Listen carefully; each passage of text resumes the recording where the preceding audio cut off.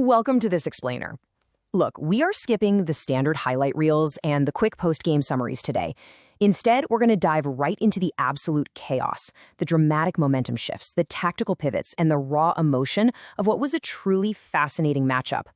We're looking at the clash between Australia and Turkey, a game that ended in a very definitive 2-0 victory for the Aussies. By using pure commentary text from the broadcast, we are going to completely unpack the anatomy of this victory. End-to-end stuff, twisting and turning, and unable to pull the trigger. I want to drop you right into the broadcast booth with that quote, because it perfectly captures the frantic, high-stakes energy that defines so much of this game. It wasn't a slow, methodical chess match. It was a breathless sprint.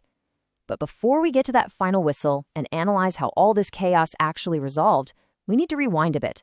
Let's see exactly how we got to this fever pitch, starting with the heavy context that was hanging over the pitch before the ball was even kicked. Section 1. The Weight of History. 2002. Now, for the Turkish squad, this isn't just a year. This is a monumental piece of history. The original broadcast made a point to remind us that the very last time Turkey played in a World Cup match was the 3rd and 4th place playoff way back in 2002. Think about that for a second. We're talking about a 24-year drought leading up to this 2026 tournament. That's an entire generation of football fans and players carrying the weight of expectation. So, with that massive historical pressure looming in the air, the game kicks off. The initial rhythm is set by some early probing action from players like Mua and Pachu. But as we're about to see, the dynamic of the game was about to abruptly and forcefully shift. Section 2. Australia strikes first. The commentators use this exact phrase, swarming forward, and honestly, it hits the nail right on the head. It perfectly captures the aggressive, really overwhelming nature of Australia's opening offensive strategy. They didn't just build up slowly out of the back. They moved as a unit, applying immediate, intense pressure on the Turkish defense. This wasn't some tentative, feel-out-the-game start. This was a clear statement of intent from the Australian squad, that they were going to control the tempo right from the jump. And that swarming pressure, it immediately yielded clinical results, a lovely touch and a lovely finish.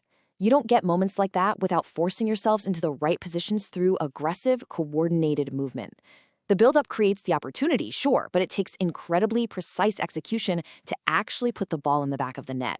Which brings us to the man who delivered the breakthrough. Ntorian strikes first to claim the opening goal. And really, this is the absolute pivot point of the first half. By putting Australia ahead, Ntorian doesn't just put a point on the board. He completely shatters that methodical opening and alters the entire tactical landscape of the match.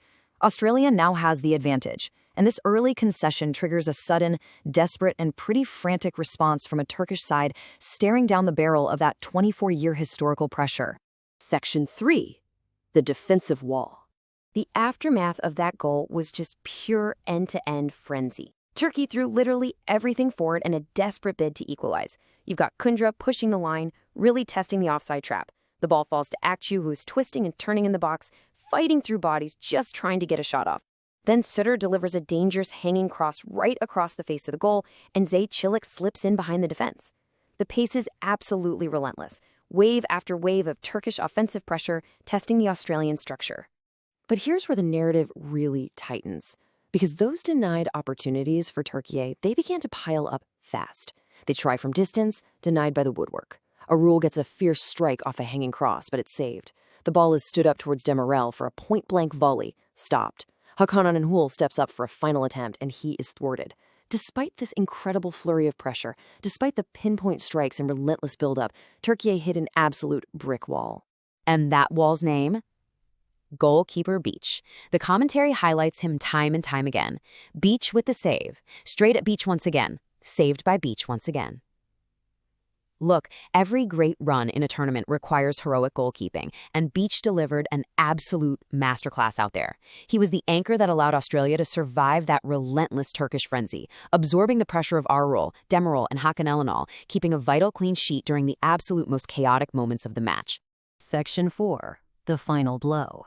So, by the closing stages, we're looking at two vastly contrasting realities on the pitch. On one side, Turkey's immense frustration. They have the build-up right, but the result is always deflections, hitting the woodwork, or just running straight into the repeated, heroic saves of goalkeeper Beach. They're pouring on pressure without a tangible result. On the flip side, Australia's ruthless efficiency. They rely on their swarming attacks, they completely trust their defense to hold the line, and they wait for the perfect moment to unleash clinical finishes. And that moment comes courtesy of the bench. As Turkey gambled and committed more and more bodies forward in desperate search of an equalizer, they left themselves completely exposed at the back. The commentators literally asked in real time, do the substitutes have an immediate impact? And the answer was an immediate, resounding yes.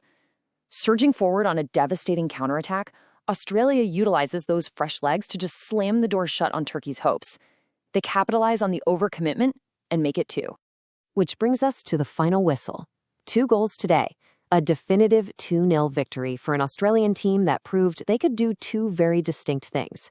They could strike early with aggressive, swarming offense, and they could weather a massive, desperate storm thanks to unbreakable goalkeeping, before finally capitalizing on a counterattack to seal the whole deal.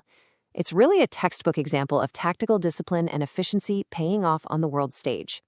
So I'm going to leave you with this thought to chew on. We've mapped out the anatomy of this victory. We've seen that when they are pressed, they simply do not break, largely thanks to Beach. And we've seen that when you give them an inch on the counter, they will take a mile and punish you with fresh legs. With a devastating counterattack and an unbreakable goalie, how far can this Australian squad really go in the 2026